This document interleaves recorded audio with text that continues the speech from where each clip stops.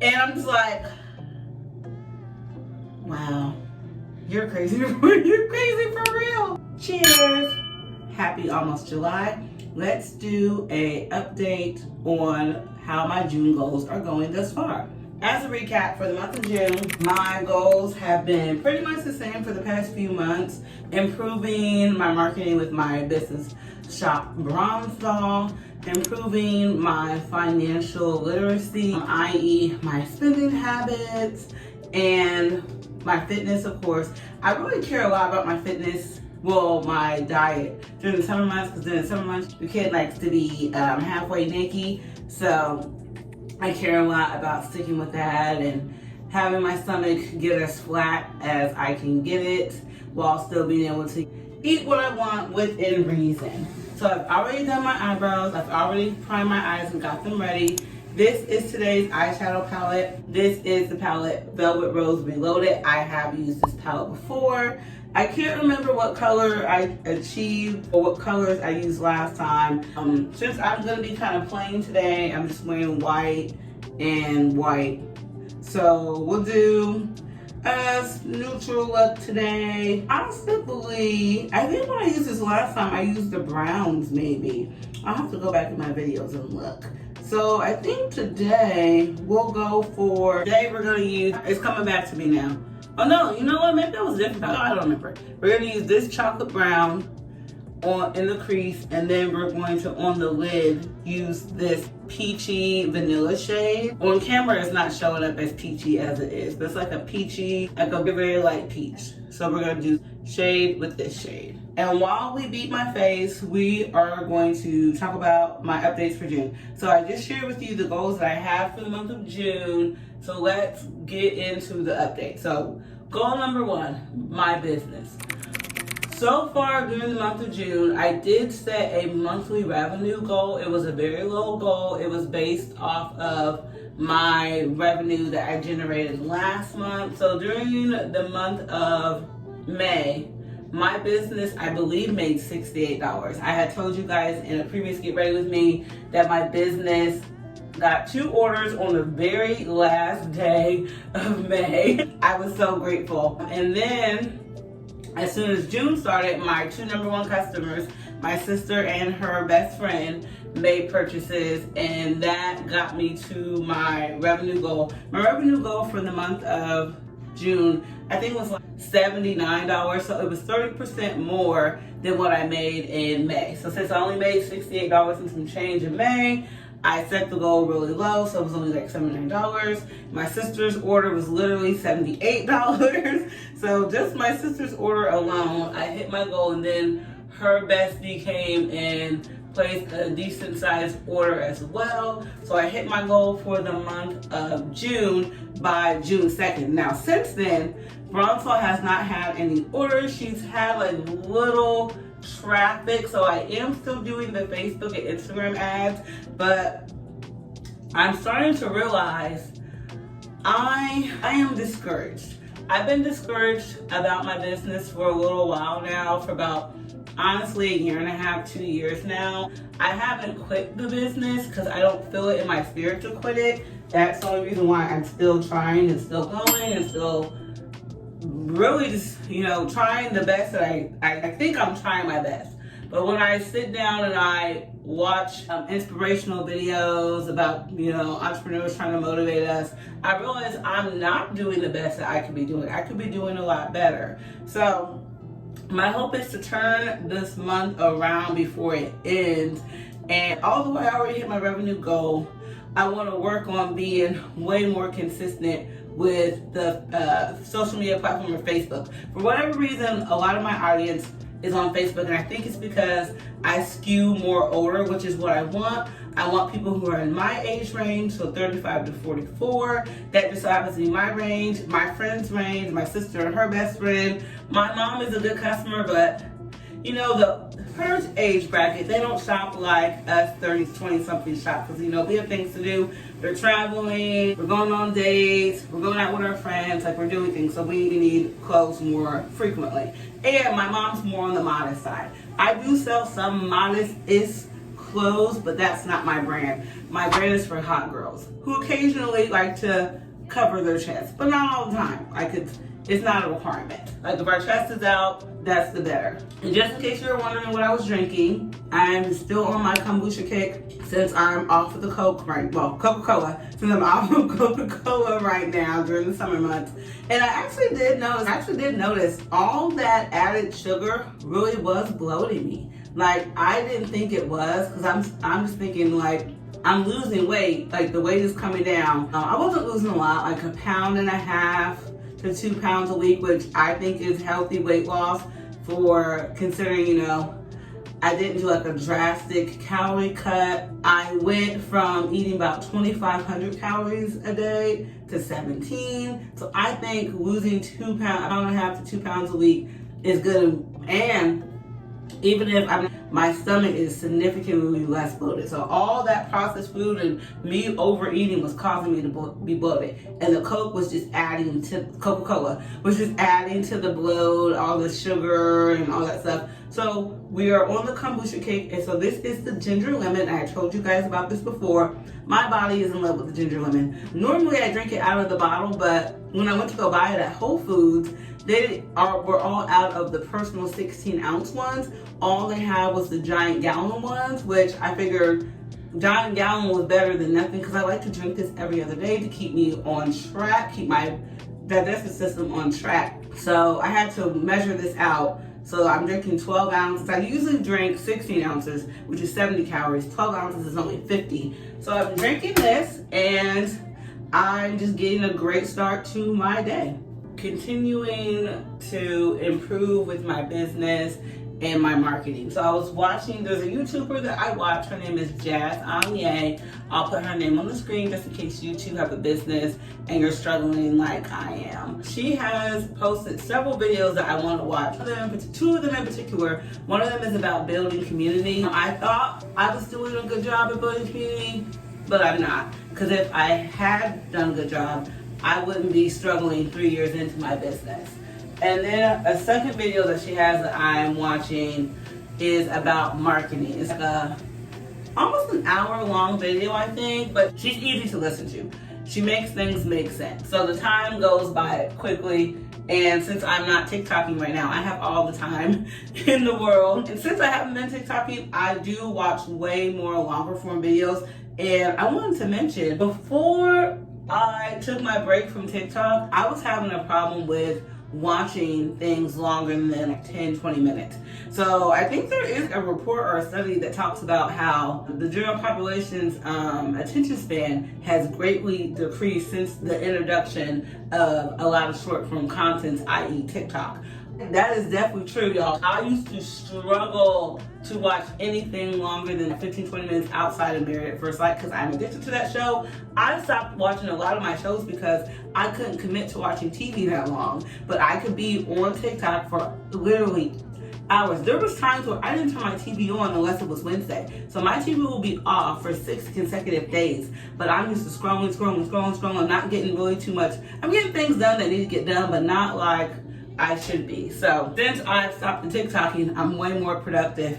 And so watching longer form videos like Jazz Anye's videos are very much easier for me to do, and I like it more. I like watching longer videos. I like hour-long vlogs. I like hour-long story times. They're entertaining to me.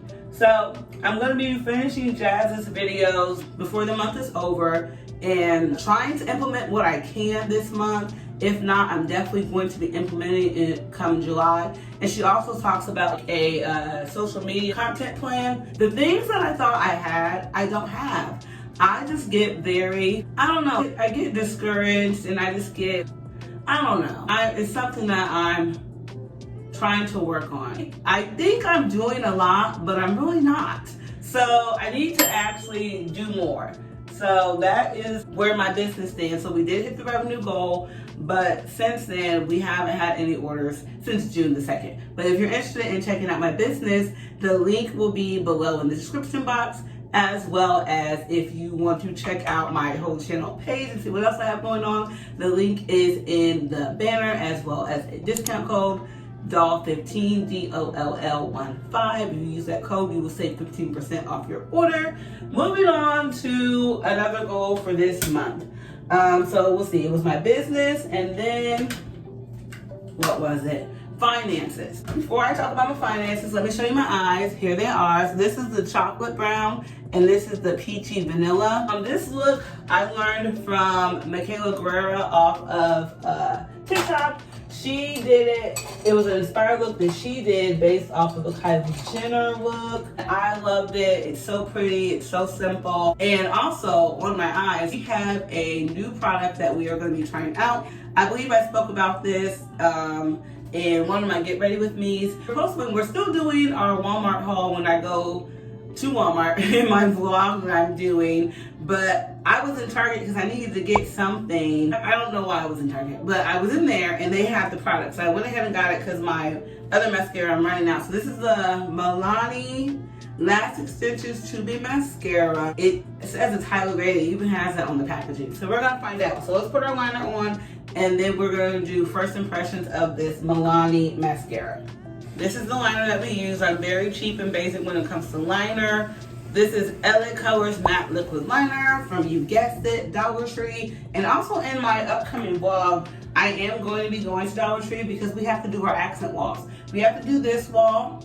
The wall in the studio is almost done. And then I want to do a backsplash in the kitchen. So we are going to be going to the Dollar Tree. So if you're interested in seeing how I shop around and how I do home decor using Dollar Tree items, be sure to check out my upcoming blog. And if you don't want to miss that vlog, go ahead and turn on your bell notification so every time when I post, so you know every time when I upload a new video, so you don't miss out on hanging out with me. Before we jump into the mascara, the trick that makes this simple look so is when you do your liner, you only do to the middle and the inner corner. So you leave a space in the middle, and then you go back with the eyeshadow that you used in the crease and use a smudger. You can use a little brush. I just so happen to have a little smudger brush from e.l.f. Cosmetics. So you go into the color that you used in the crease, which for me was the chocolate brown. Then you just go into that empty space where you did not put any liner, then you smudge it. So you can smudge it into the liner. See that? I think that is so pretty. It's just so understated and simple. So if you are not the eyeshadow savvy, when I don't practice my eyeshadow skills, I do lose them. So this is just something I'm always able to do because it's literally two colors. It's whatever color of your choice. I just happen to like the neutrals. Eyeliner from the inner corner to the middle, and then the middle to the corner. So you leave the middle of your lid liner free. And then whatever color you use in the crease, you take your smudger brush and you smudge it in that area that you did not put liner on. And I've actually tried this look reversed with different colors. I've always kept a vanilla color for the lid, but I've tried different colors with the crease, and in my opinion it always looks pretty. And I still do the same trick with the liner, and it just looks so pretty, so classy, just classic, just simple, understated. Now it's time for my very first YouTube first impression. I'm so excited. All right, here's what the wand looks like. I've always wanted to do this.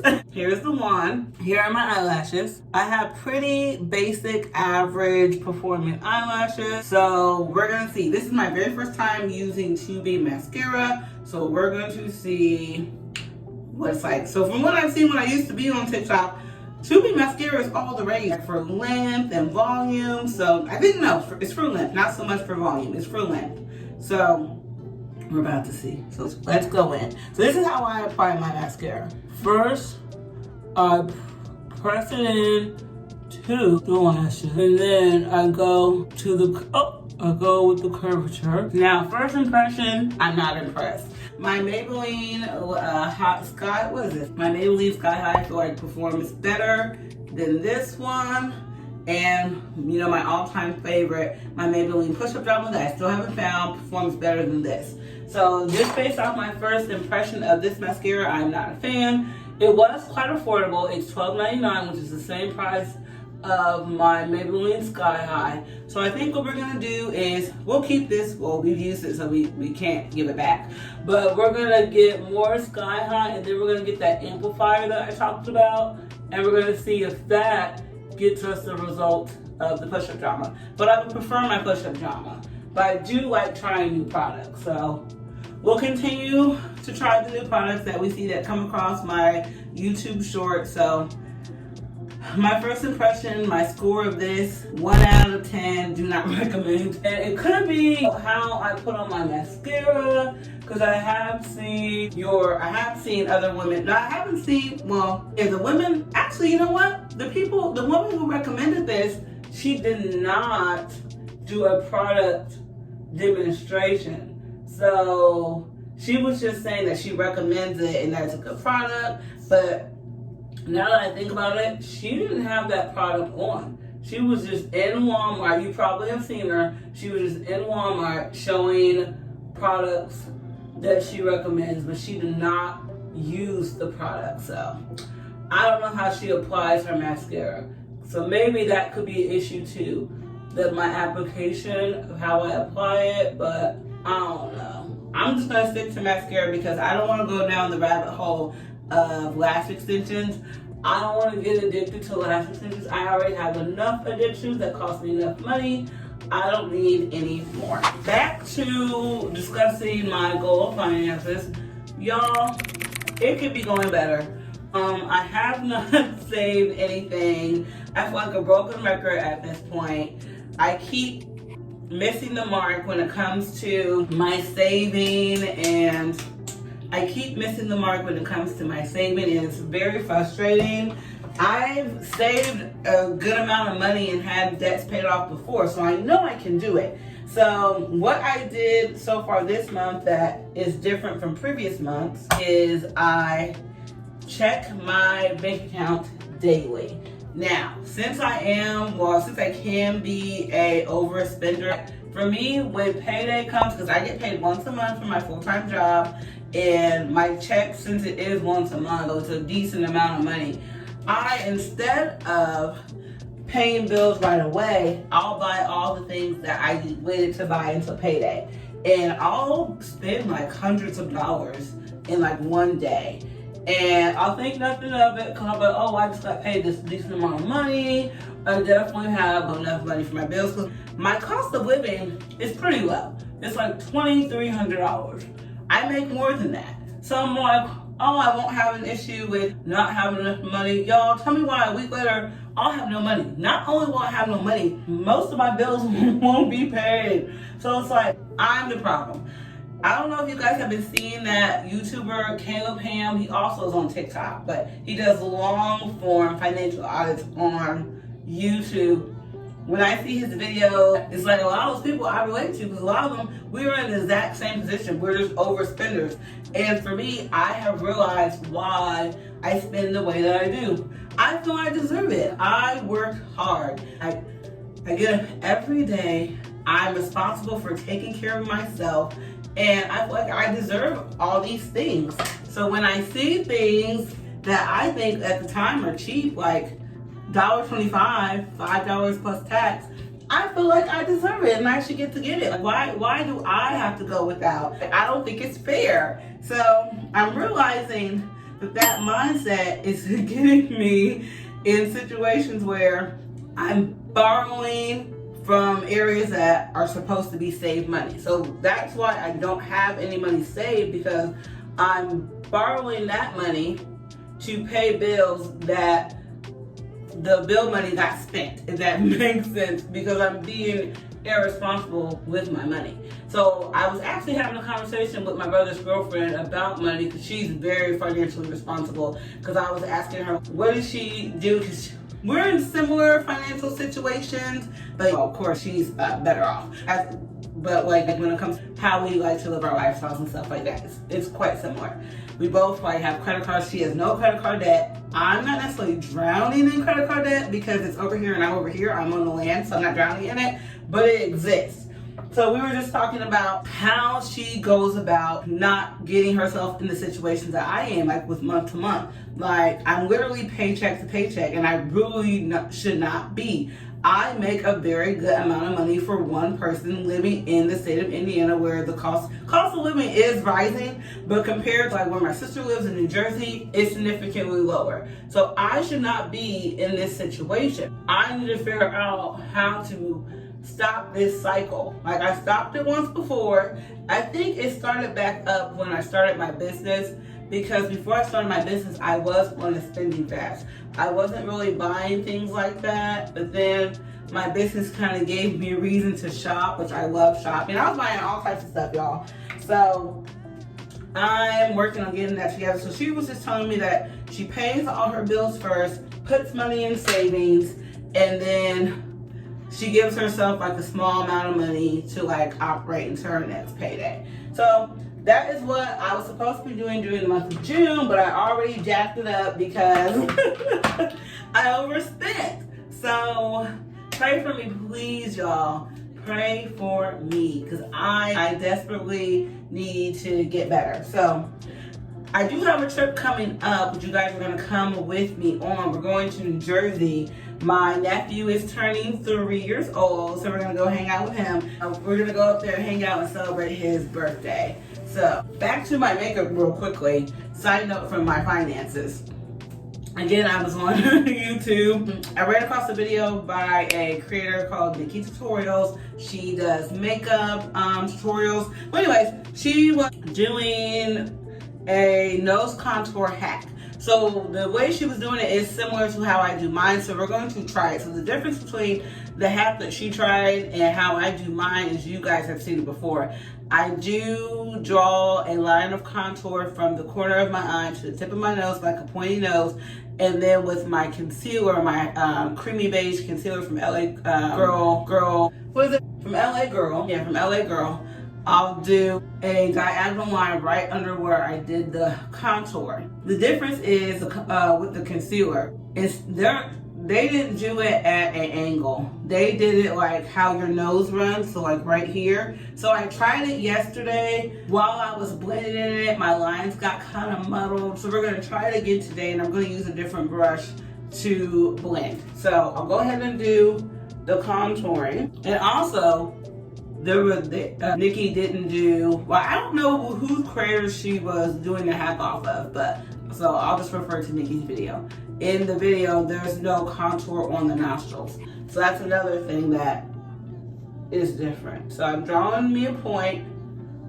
Oh Lord. And I think I'm gonna blend in my point first and then blend in before I blend in the concealer, which I think I do that anyways. But I think I might not have done it yesterday for whatever reason. Or maybe I did and just forgot, I don't know. Okay, so here we go. So I'll get close so you can see, and also so I can look in the mirror. So it's kind of like a continuation of my concealer that I have under my eye. So I'm covering my nostrils with concealer. Now normally, I wouldn't have any product right here. I would just have product literally on the rims of my nostrils, because I thought that made my nose look slimmer, because we're going for a point.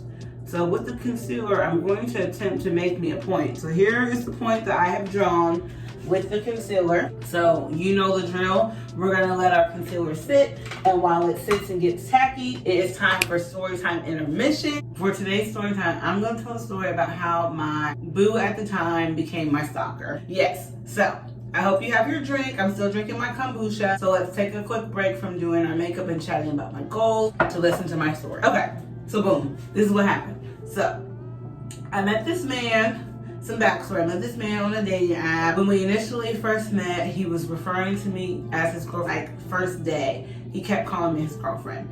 I was like, you guys know how I feel about that type of girlfriend. It's not my thing. I talked to him about it. He was like, I don't care what you say, I'm calling you my girlfriend. So whatever. So through us, as he would say, being in a relationship, as I would say, just hanging out, getting to know each other, it was very tumultuous. Just very, just down, down, down, down.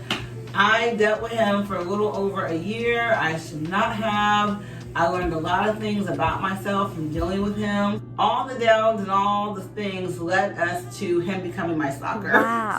So basically what happened was, like a year into us hanging out and dealing with each other, he just developed like some strong insecurities, jealousy. That just caused him to think that I was just messing with any and everybody who walked. Like, he even accused me of being a part of the LGBTQIA plus community because I like to go to women's strip clubs. I don't like male strip clubs because those male strippers, they're very aggressive. They hit you with their things and like they put it in your face. Oh no, it's too much. The women, we have more je ne sais quoi to us. We're more classy. So I prefer the women, and they're entertaining. Like the men, they don't be dancing. At least the women will dance and do some pole tricks. The men, they ain't doing none of that. So what am I going to see them for? And they're aggressive. So he accused me of being in the community because I liked female strippers. Even after I told him the reason why I prefer female strippers. And I'm a woman. So of course I would prefer to watch another woman because I know, at least in my mind, I know that she knows that I'm not interested in her like that. So typically when I go to strip clubs with women, well, women's strip clubs, they treat me really nicely because most of them know, like, I'm really just there to be entertained. Like, I know it's their job, I know they're there to entertain, and I want to be entertained. So I treat them with the same respect that I want to receive. So in return, they usually end up having a good response to me. So we had went to the strip club once, and all the strippers were on me, and it was mainly because I'm nice and I care about what they have to say. I pay attention when they're dancing on stage. Like, they're not there for fun, they're working, so I'm gonna pay attention. So because he was just convinced that I'm just, thotting and bopping with anyone and everyone, he thought it would be a good idea to pull up on me whenever he felt like it. So we had an incident where he pulled up on me and he should not have. So picture this. You're sitting on your couch. Well, I'm sitting on my couch. It's like 9:30 at night. It's dark. You live alone. So of course you're always a little nervous. But you're in your home. You've been living there for years, so you're not as nervous. And you have neighbors on each side of your wall. So at the time, I lived in a 2-bedroom townhouse. And I had a fenced in, a high fenced in, I think they call it a privacy fence. High privacy fence and patio. My patio was literally, it's not that big. I don't know my measurements, but it's like the size of a good sized public bathroom, that size. I have been living in that apartment for years, like 5 years, and I never could figure out how to open my patio door. So I just never opened it. So the grass in the patio was growing so high. I had like a tree, it was branches everywhere. So as my boo thing, it was his job to clean up the patio.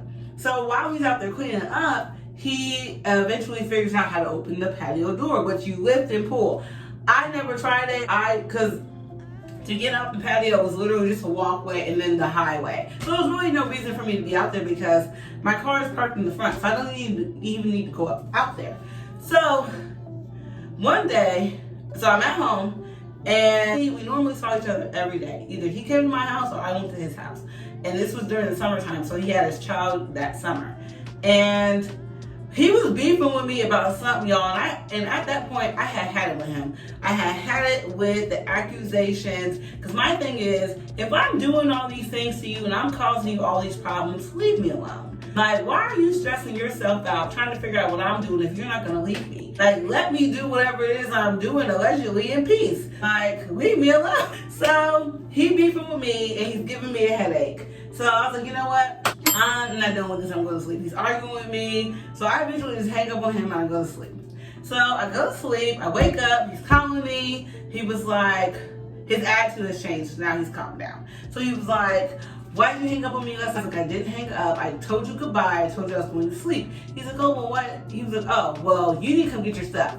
Mind you, my stuff was contact case, contact solution, and a guest parking pass for my complex that was in his car. He was like, come get your stuff. So they pulled the whole, come get this little minute thing so they can see you. I went and got it because I don't want you calling me, texting me, using that as a reason for me to come get anything. We don't need to talk. So at the time, he only lived 5 minutes from me. So I roll over there. He's outside. His son is standing in the doorway. He's trying to argue with me. And I'm like, I'm not arguing in front of your son. So he goes past the son, go in the house, close the door, and then I could get my stuff so I can go. And he was like, well, why did you hang up on me? I'm like, sir, I literally told you I'm going to sleep. You just wanted to argue with me. You didn't want to reach a conclusion. You just wanted to argue. So he's calming down. I'm like, give my stuff, I'm going home. Like, I think I had to work that day. So as I'm driving home, he's calling me. So we're talking on the phone, don't know what we're talking about. So at the time, my townhouse, when you come in, it's like a entryway, landing pad. It's a long hallway that leads to the living room, and there's my sliding glass door, and it opens this way. So as soon as I open the door, I noticed that my sliding glass door that typically is locked, when I could have left it unlocked, is ajar, like by this much. And my patio door, my privacy fence, is wide open. I immediately panicked. I'm like, oh my gosh, somebody is in my apartment. Now, mind you, when I left, I didn't go in the living room. I didn't need, like, all my purse and my keys and stuff is right here. And I can't see the living room because it's a wall, so I can't see it. It's not open concept like this current apartment is. So I immediately panicked. I go, I'm looking around, y'all, I'm checking closets, make sure no one's in there. And I'm on the phone with him. So I'm like, I gotta call you back. Like, I think someone's been in my apartment. So I called the complex to ask them, like, hey, has maintenance or anyone been in here? Because maintenance will come. At that time, they had a very bad habit of not leaving a note to let you know that they had been in there. So they're like, no, maintenance hasn't come. We haven't had anything going on. It's like, no one's been in your apartment. So I'm like, maybe the wind blew the door open, or maybe I blew the door open, or maybe I didn't close the patio door or something like that. Like, I don't know, like, y'all, it was the summertime, and I did like to have the patio door open. So I'm coming up with all the different scenarios as to explain as to why my patio door and things could be open. So I call dude back, and he asked like what the leasing office said. I was like, oh, well, they said no one's been in here, so I don't know how the doors got open. And he was like, it was me. And I'm like, it was you what? And he was like, it was me. I'm like, what do you mean? He was like, you didn't want to come over. You were acting a mess, and you hung up on me. So I had to come over to make sure that you didn't have no dude in the house. Now, he did not have a key to my place. This dude followed a fugitive boyfriend. So if you remember that story time, I'll link it right here. Fugitive boyfriend, I moved him in with back immediately. Like, that whole situation taught me never live with a man again. Don't give a man a key to your apartment if you're having any type of problems with them. Like, wait years and years before you give him a key. So that dude, he had no keys or anything to my place. So when he said it, I did not hear that right. Like, I could not have heard that right. And he was like, and I took pictures. Like, you took pictures of what? He's like, of you. I'm thinking, ain't no way. So sure enough, y'all, I was like, prove that you were in my apartment. Y'all, he sends me pictures of me in my apartment.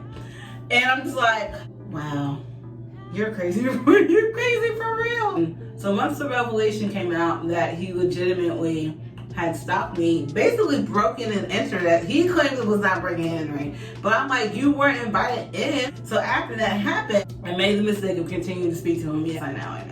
And I can't even blame it on my age because I was in my 30s. I'll blame it on me being forgiving, too understanding, just being dumb, basically. This is the person that literally bankrolled my life. Like, I had a job. I didn't need him to give me money, but every time we had a problem, which was like every other day, to distract me from his attitude, he would just throw money at me, and I'm easily distracted. So I was just being dumb and just addicted to them. Like, that's the honest truth. That's really, like, when I sit and think about it, why it lasted so long with him. That's all I can come up with, because why else would someone stay with somebody who stalked them? And he did several other things to me that I will share in forthcoming Storytime interventions. So you'll hear about those. So after he stopped me, broke into my house, we had like a long conversation because I'm like, you just too easily came into my house and took pictures. Like, what else have you been doing, y'all? I found out that at the time I used to go to the gym late.